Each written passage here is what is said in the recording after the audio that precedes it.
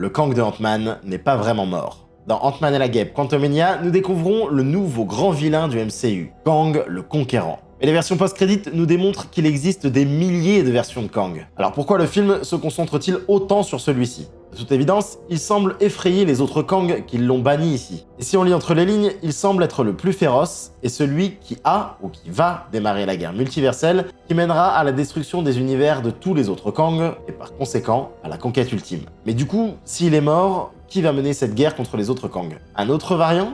Mais alors pourquoi nous avoir montré celui-ci et pourquoi ne pas nous avoir montré sa mort? Oui, parce que dans Ant-Man et la Guêpe Quantumania, ce titre est beaucoup trop long, il est aspiré dans le vortex de sa source d'énergie que Scott détruit avec des particules PIM. Et on le sait chez Marvel, si on ne voit pas de cadavre, il n'y a pas de mort. La preuve par exemple avec le crâne rouge dont on n'a plus entendu parler pendant 10 ans et qui réapparaît sur Vormir. Mais où est-ce qu'il a bien pu partir? Dans un infiniment encore plus petit? Par exemple le